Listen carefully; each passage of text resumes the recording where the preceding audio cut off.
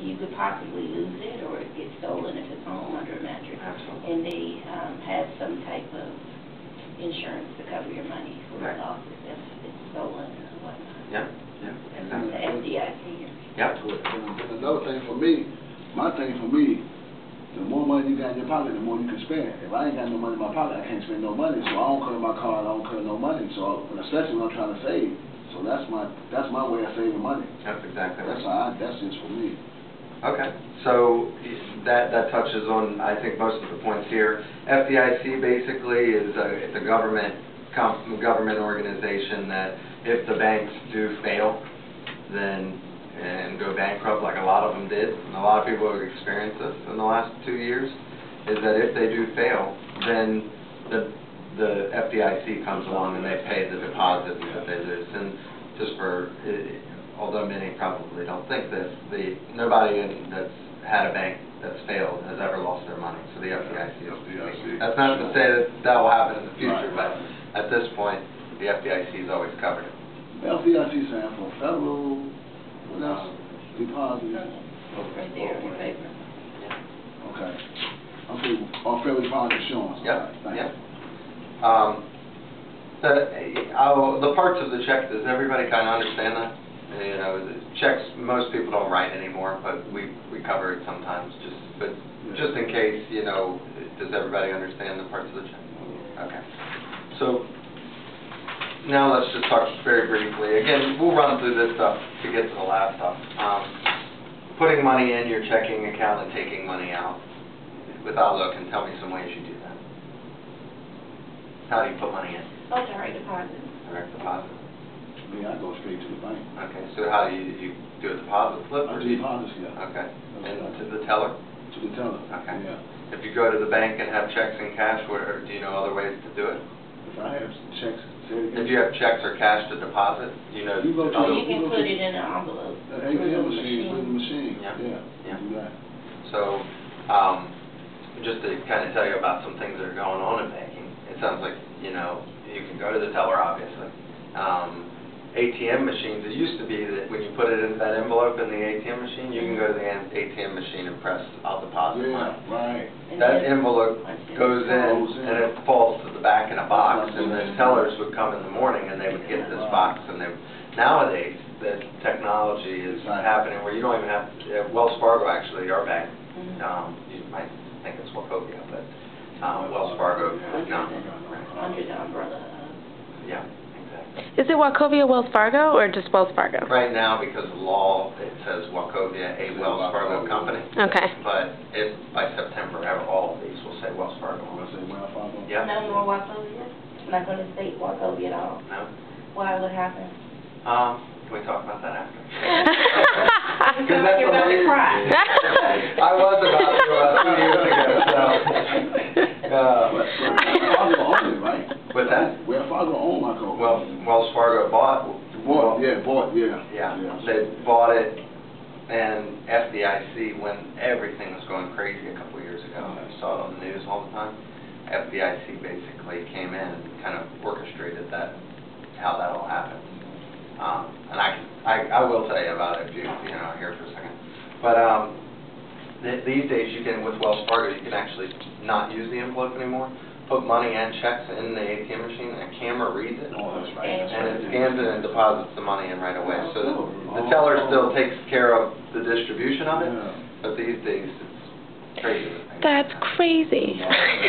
So, which out of the ones we named, teller, direct deposit, and ATM machine, which one gets in your money or gets the money in your account the quickest?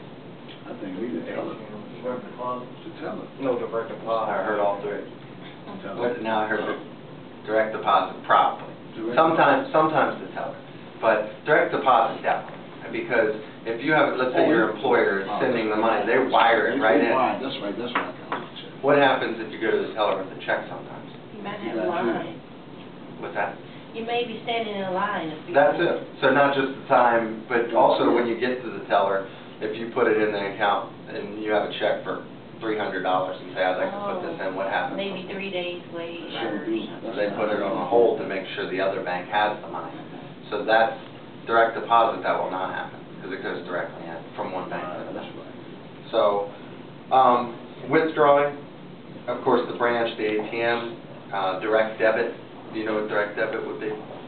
Direct debit? Yeah. Direct debit, what you put in, you get out. That's what. Direct debit in this case. Oh, they're taking your money You out. automatically took a note. Yeah, who? Oh, that's Your right, that's right, creditors, the credit. people You know, you that put owe on money. your, yeah, owe money to, that's, yeah. Or even someone, yeah, the people you owe money to, but Yeah. maybe it's even someone you just pay a bill to each month, and they say, I'll take it out every day on the 30th. And then the last thing, the debit card, of course, I think we're all familiar with.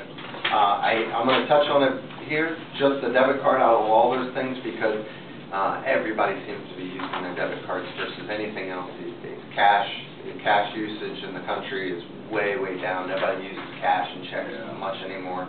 Everybody's using their debit card, and there's some good things about that, but there's also some bad things about that. Is everybody familiar with the debit versus a credit card? So what's the difference? What's the difference between debit and credit? They're limited in what the use. What was that? Debit's your money. Debit only you get what you put in. Credit card is a limit, right? Well, It's close. right, that's right. But a debit card would be your money, so it's Your coming out of money, your yeah, checking. yeah, your Credit money. card is whose Yeah, money? yeah. My money. It's the bank's money. Bank's money, yeah. Right. Yeah. So debit card's a good thing because you're not borrowing somebody else's That's money, your own but money. at the same time, it's harder to keep track of. So it's harder when you're using, remember you said, if I have all this money in my pocket, I can spend it. A lot of people feel that same way with the debit card. If I have this, and it doesn't feel like you're spending much because you just have this card.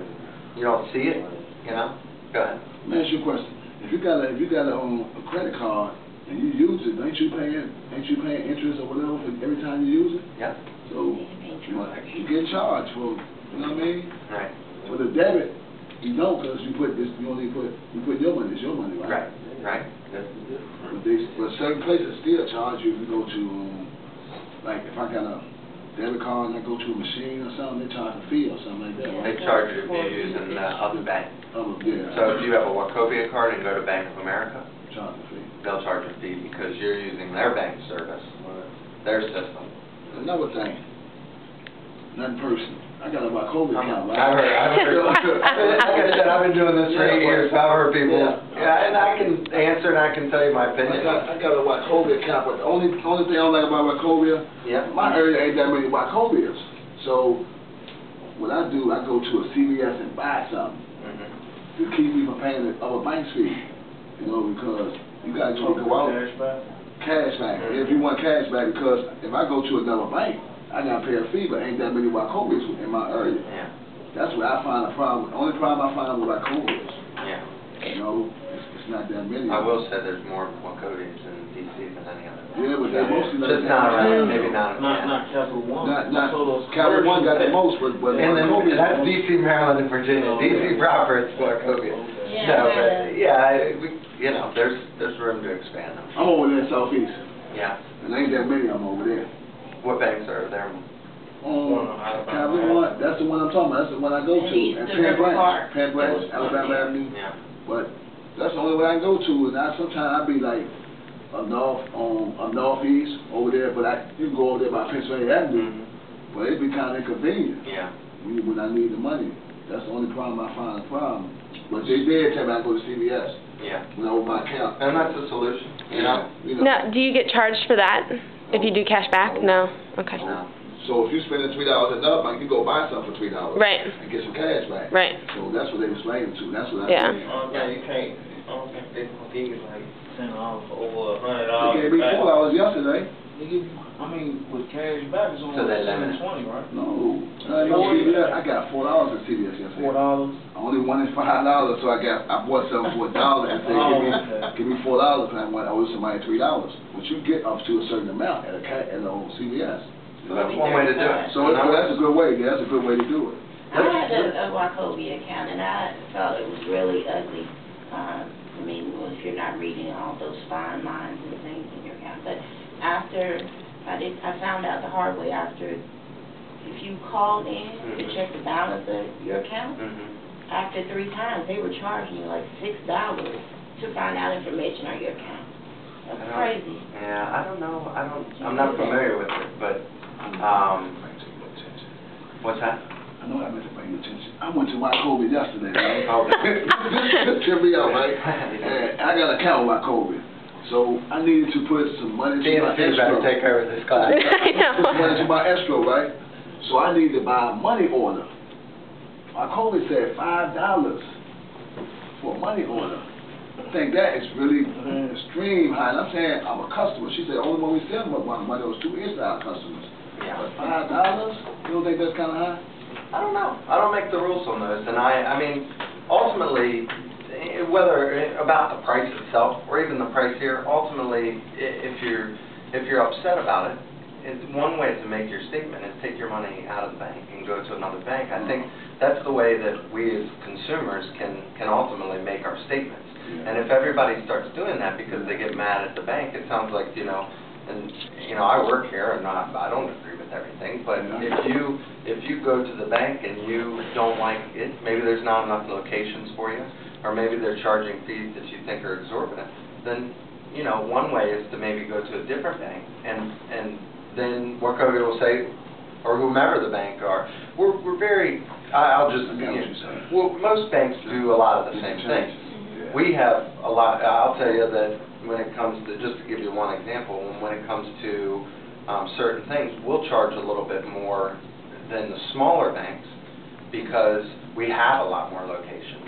So we're more in line with someone like Bank of America or Capital One, and we'll do different things than they will because we're different. But at the same time, it's like when you go to 7-Eleven and if you have to get Gatorade or whatever you get, it costs more there than it does Walmart, but there's different reasons for that. And if something's more convenient, I think that I do think that think about it where which one means most to you or is best for you.